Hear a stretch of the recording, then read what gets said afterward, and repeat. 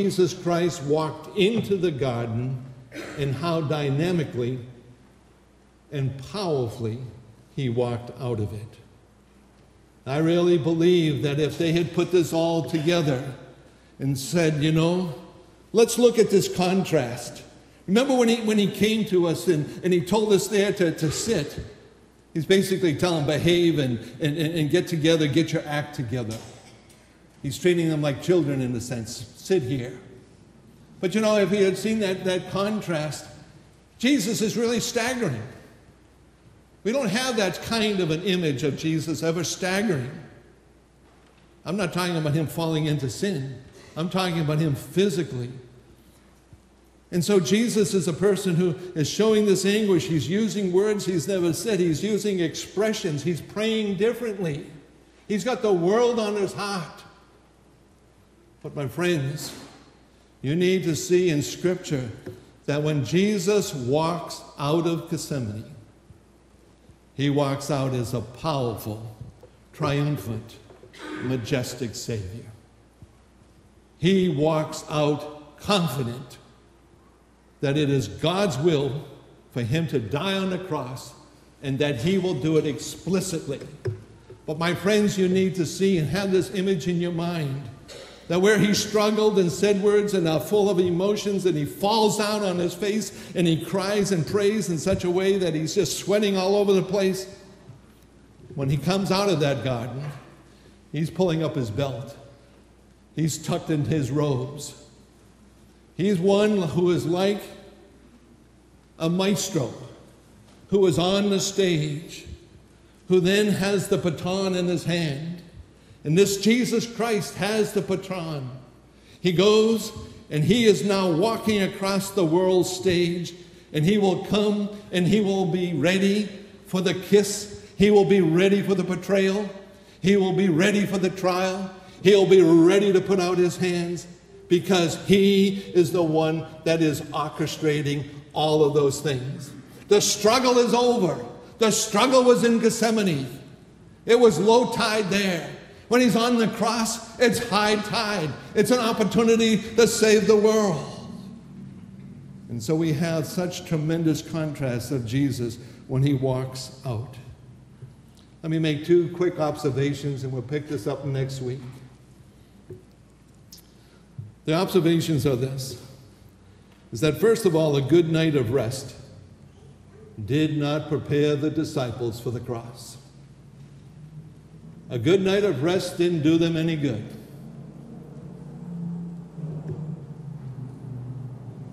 Sleeping and snoring and getting a few Z's in didn't help them. Because, in my opinion, if they had been in Gethsemane, if they had been obedient, had learned how to pray and to go through this temptation, when the temptation to flee, when the temptation to get out of there and not be at the cross and to be worried about their own lives, it would have been over. They would have been able to see this Jesus who was concerned about those things but had victory in his life. At least in my opinion, and I don't ask you to accept it, but my opinion is that if they were in Gethsemane, they would have been at the cross. All 11 of them standing right there, majestic in all ways, saying, crucify us too, because they would understand that it is God's will that this be it is a matter of history, that God has appointed this, and God is in it. And my friends, no matter what you're suffering, no matter how many stresses you have, no matter if you have cancer or whatever, we have a God who goes through these things with us. And we need to count on him.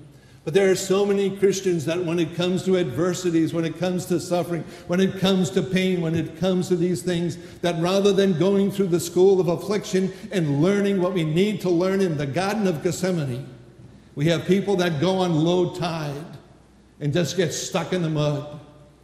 We need to realize that what God brings into our lives, he hasn't necessarily directed, but he can orchestrate for our good and for his kingdom.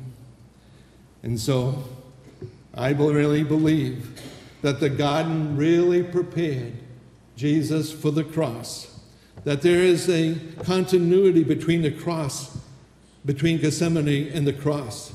And we need to see this in our own lives, That in the midst of the great difficulties, it isn't saying to God, God, I don't like this. I don't want it. I'm bailing out of you. I'm taking the summer off. Because if so, that's low tide. And what we need to be the kind of Christians is to realize that in the midst of afflictions, suffering, anxieties, and stresses and problems, which really is a description of life itself, that He is the Lord of anxieties, the Lord of the problems, the Lord of every aspect of our lives. My second and quick observation is this. Jesus woke up the disciples only once. He only woke them up once. I believe that there is a limiting nudge to the work of the Holy Spirit.